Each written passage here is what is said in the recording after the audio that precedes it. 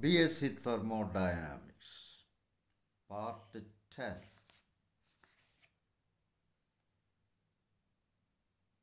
ഇന്ന് നമുക്ക് Carnot's theorem ഒന്ന് പരിചയപ്പെടണം. ഓക്കെ, എല്ലാ നാച്ചുറൽ പ്രോസസ്സുകളിലും എനർജി യൂട്ടിലൈസ് ചെയ്യുന്നത് മോഷനും ആക്ഷനും വേണ്ടിയാണ്. ഇത് നമ്മളെ സംബന്ധിച്ച് നമ്മുടെ ഫിസിക്സ് ലാംഗ്വേജിൽ പറഞ്ഞാൽ ഇതൊന്നും പെർഫെക്റ്റ് അല്ല. ഇപ്പോൾ മനുഷ്യനുൾപ്പെടെയുള്ള ആനിമൽസ് ഫുഡ് കൺസ്യൂം ചെയ്യുന്നു.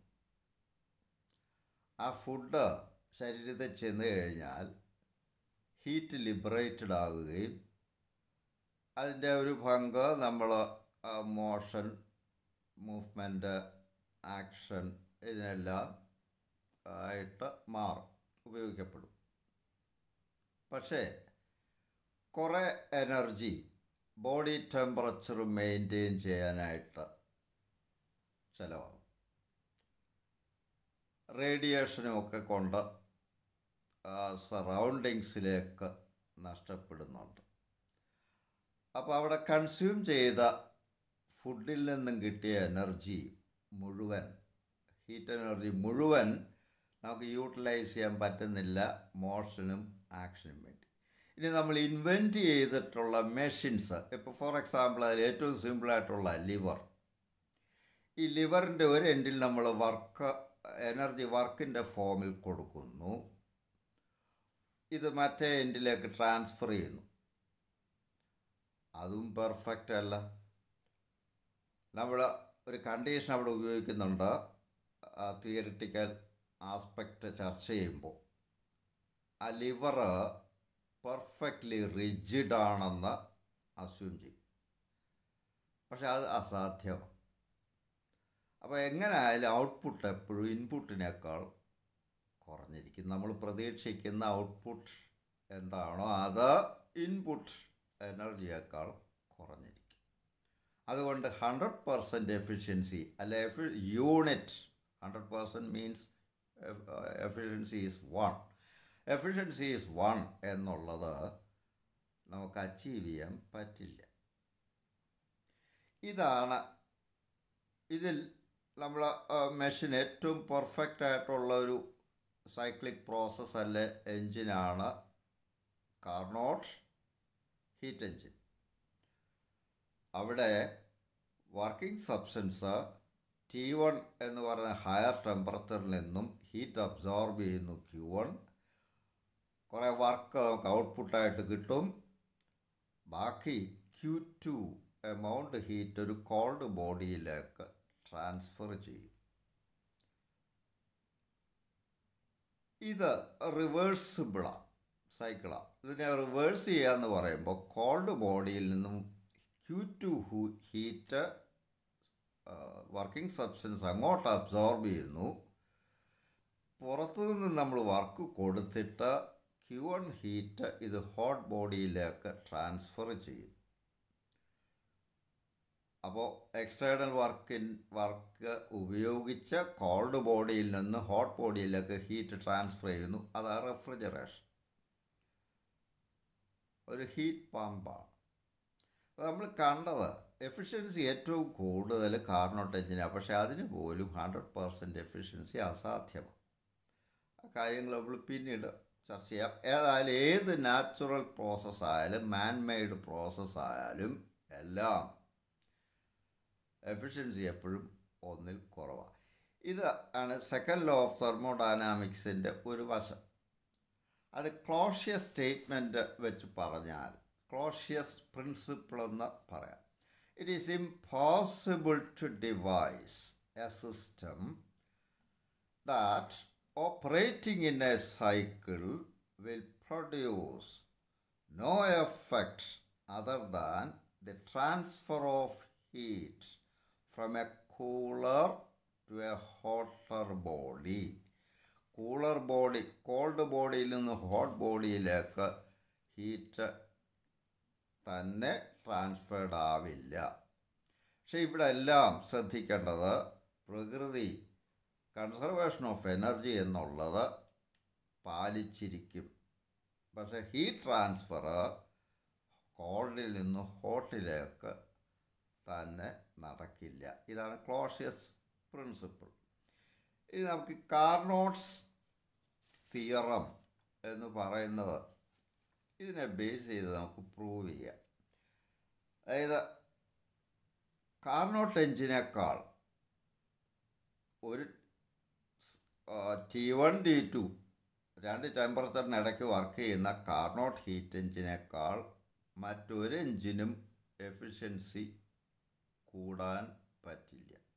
അപ്പോൾ അത് സ്റ്റേറ്റ്മെൻ്റായിട്ട് പറയുമ്പോൾ no engine or system operating between two given reservoirs at temperatures T1 and T2 can be more efficient than a Carnot engine operating between the same reservoirs. ഇതാണ് Carnot's theorem.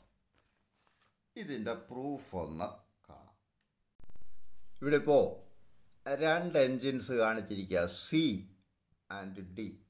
C എന്ന് പറഞ്ഞാൽ Carnot എൻജിനാണ്. രണ്ട് hot reservoir at temperature T1, cold reservoir at temperature T2. C is a reversible engine. അപ്പോൾ ഇതിനെ heat എഞ്ചിനായിട്ടും work ചെയ്യാം, റെഫ്രിജറേറ്ററായിട്ടും work ചെയ്യാം. Order of the process തിരിച്ചാൽ മതി. ഇത് ഡി മറ്റൊരു എഞ്ചിനാണ്.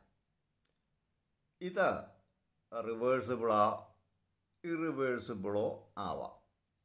അതെന്താണെന്ന് നമ്മൾ അറിയേണ്ട കാര്യമില്ല. ഇത് മറ്റൊരു എഞ്ചിനാണ്. ഇത് Carnot engine, this is some other engine. ഇത് രണ്ട് എഞ്ചിനും ഒരേ എമൗണ്ട് വർക്ക് തരുന്നു എന്നിരിക്കട്ടെ. അത് നമുക്ക് സാധ്യമാണ്.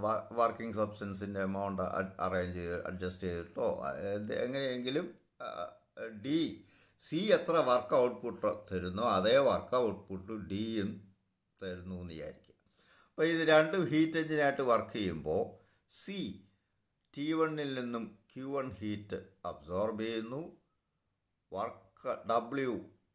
വർക്ക് പുറത്തേക്ക് നമുക്ക് തരുന്നു, Q2 എമൗണ്ട് ഹീറ്റ് റിജക്റ്റ് ചെയ്യുന്നു. ഡി എന്ന് പറയുന്ന എൻജിൻ Q1' ഹീറ്റ് അബ്സോർബ് ചെയ്യുന്നു, അതേ വർക്ക് സെയിം വർക്ക് W തന്നെ ഔട്ട്പുട്ടായിട്ട് നമുക്ക് തരുന്നു, Q2' എമൗണ്ട് ഹീറ്റ് കോൾഡ് ബോഡിയിലേക്ക് അല്ലെ T2ലേക്ക് റിജക്റ്റ് ചെയ്യുന്നു.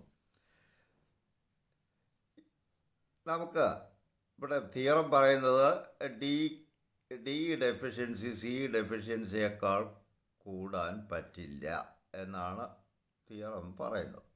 നമുക്കതിൻ്റെ തിരിച്ചൊരു സ്റ്റേറ്റ്മെൻറ്റ് എടുക്കാം. Suppose D is more efficient than C, അതായത് eta D is greater than eta C.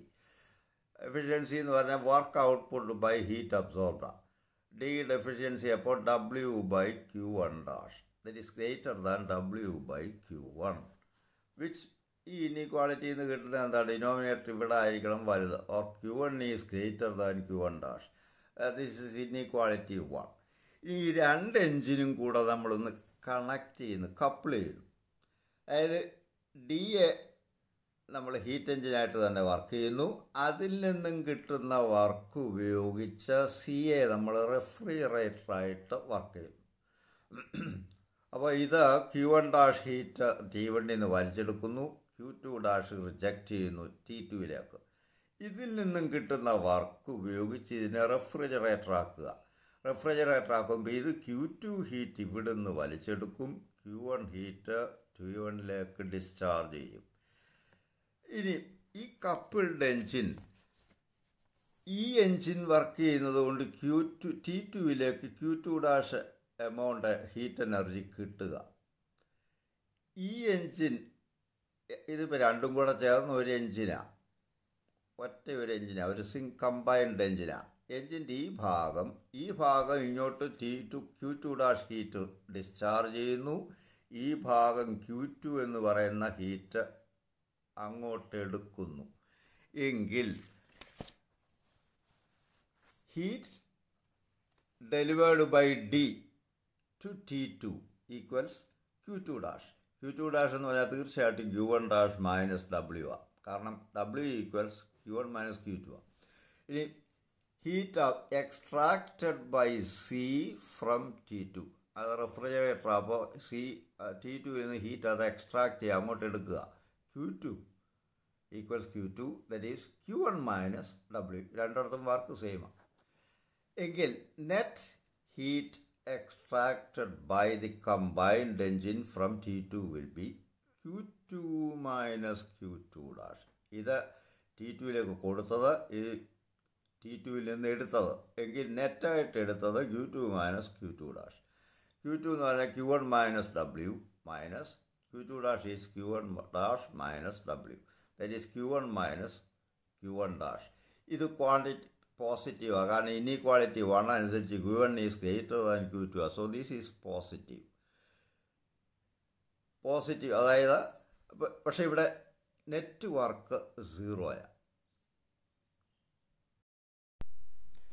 ഇപ്പം നമുക്ക് ഈ ട്രീറ്റ്മെൻറ്റിൽ നിന്നും നമുക്ക് മനസ്സിലായത് എൻജിൻ്റെ സിയും ഡിയും കൂടെ ഇപ്പോൾ ഒരു എൻജിനാണ്, രണ്ടും കൂടെ കണക്ട് ചെയ്തിരിക്കുക. അപ്പോൾ അതിനെ ഒരു എൻജിനായിട്ട് ട്രീറ്റ് ചെയ്യണം. ആ എൻജിൻ്റെ ഒരു ഭാഗം ഡി, ആ ഭാഗം വർക്ക് ചെയ്യുമ്പോൾ കിട്ടുന്ന വർക്ക് സി എന്ന് പറയുന്ന ഭാഗത്തേക്ക് ട്രാൻസ്ഫർ ചെയ്യുന്നു. എന്നിട്ട് ആ പാർട്ട് T2 കോൾഡ് ബോഡിയിൽ നിന്ന് ലോ ടെമ്പറേച്ചറിൽ നിന്ന് ഹൈ ടെമ്പറേച്ചറിലേക്ക് ഹീറ്റ് ട്രാൻസ്ഫർ ചെയ്യുന്നു എന്നാണ് കിട്ടിയത്. ഞാൻ തന്നെ എൻ്റെ കൈ ഉപയോഗിച്ച് എൻ്റെ തലമുടി പിടിച്ച് വലിച്ച് എന്നെ ഉയർത്തുക, അല്ല എൻ്റെ ശരീരത്തിലൊരു ചരട് കെട്ടിയിട്ട് ആ കയറെ പിടിച്ച് ഞാൻ മുകളിലോട്ട് വലിച്ചാൽ ഞാൻ ഉയരില്ല. എനിക്ക് ഗ്രൗണ്ടിൽ നിന്ന് ഉയരാൻ സാധ്യമല്ല. മറ്റാരെങ്കിലും അത് ചെയ്യണം. അങ്ങനെ സാധിക്കുമെങ്കിൽ ഈ പറഞ്ഞത് സാധിക്കും. അപ്പോൾ ഇവിടെ സ്റ്റാർട്ടിങ് സ്റ്റേറ്റ്മെൻറ്റ് ഈറ്റ D is more efficient than C എന്നും പറഞ്ഞാൽ തുടങ്ങിയത്. അപ്പോൾ അതിൽ നിന്ന് എത്തിച്ചേർന്ന നിഗമനം കോൾഡ് ബോഡിയിൽ നിന്നും ഹോട്ട് ബോഡിയിലേക്ക് ഹീറ്റ് ട്രാൻസ്ഫർ ചെയ്യാം without the expenditure of work. This violates Clausius principle. അപ്പോൾ ഈ സ്റ്റാർട്ടിങ് സ്റ്റേറ്റ്മെൻറ്റ് ഈറ്റ D is greater than eta C എന്നുള്ളത് ശരിയല്ല. അപ്പോൾ നമുക്ക് പറയാം this is A violation of Clausius principle. അങ്ങനെയെങ്കിൽ ദെൻ ഐദർ ഈറ്റ ഡി ഈക്വൽസ് ഈറ്റ C or eta d is less than eta c. This proves Carnot's theorem. അപ്പോൾ കാർനോട്ട്സ് തിയറത്തിൻ്റെ പ്രൂഫായി അത്. ഇനി നമുക്ക് ഒരു കൊറോളറി, ഈ കാർനോട്ട്സ് തിയറത്തിൻ്റെ ഒരു കൊറോളറി നോക്കാം. All Carnot engines operating between the same temperatures have the same efficiencies. ഒരേ ടെമ്പറേച്ചർ, ഒരു ഹോട്ട് ബോഡിയും ഒരു കോൾഡ് ബോഡി ഉപയോഗിച്ച് വർക്ക് ചെയ്യുന്ന എത്ര കാർനോട്ട് എൻജിൻ ഉണ്ടെങ്കിലും എല്ലാത്തിൻ്റെ എഫിഷ്യൻസി സെയിം ആയിരിക്കും എന്നുള്ളത് ഈ കാർനോട്ട് തിയറത്തിൻ്റെ ഒരു കൊറോളറി ആയിട്ട് നമുക്കെടുക്കാം. അപ്പോൾ നമുക്ക് C1 C2 എന്ന് പറയുന്ന രണ്ട് കാർനോട്ട് എൻജിൻസ് സങ്കല്പിക്കാം. ഈ C1 ഇപ്പോൾ സിയും ഡിയും കൂടെ കപ്പിൾ ചെയ്ത പോലെ C1ഉം C2ഉം കൂടെ കപ്പിൾ ചെയ്തിട്ട് C2വിനെ ബാക്ക് റെഫ്രിജറേറ്ററായിട്ട് വർക്ക് ചെയ്യിക്കുന്നെന്നിരിക്കട്ടെ. അതായത് C1, if we imagine C1 driving C2 backward, then according to Carnot's theorem, eta C1 is less than or equal to eta C2. ഇപ്പോൾ കണ്ടതാണ് കാർനോട്ട്സ് തിയറം. ഇതുപോലെ if C2 drives C1 backward, eta C2 must be less than or equal to eta C1. ഈ രണ്ട് കണ്ടീഷനും satisfied ആകണമെങ്കിൽ, if for both to be true, we must have eta C1 equals eta C2. അപ്പോൾ ഇത്രയാണ് Carnot's തിയറത്തിൻ്റെ കാര്യങ്ങൾ. Carnot's തിയറത്തിൻ്റെ കാര്യം ഇനി നമ്മൾ ഈ എൻട്രോപ്പി ചില സ്പെഷ്യൽ ക്വാളിറ്റികളിലോട്ട് കയറുക. ഇതുകൂടാതെ സെക്കൻഡ് ലോയുടെ ലോസ് ഞാൻ പ്രത്യേകം ചർച്ച ചെയ്യും. സെക്കൻഡ് ലോ, തേർഡ് ലോ എന്നൊക്കെ പറഞ്ഞ് വേറെ ചർച്ച ചെയ്യും. ഇനി നമ്മൾ എൻട്രോപ്പി, എൻതാൾപ്പി, ഗിബ്സ് ഫംഗ്ഷൻ ഇങ്ങനെയുള്ള കാര്യങ്ങളിലൊക്കെ കിടക്കുന്നു. അതിന് മുമ്പ് കുറച്ച് ചോദ്യങ്ങൾ വർക്കൗട്ട് ചെയ്യുക അടുത്ത പോസ്റ്റിങ്ങിൽ. Thank you.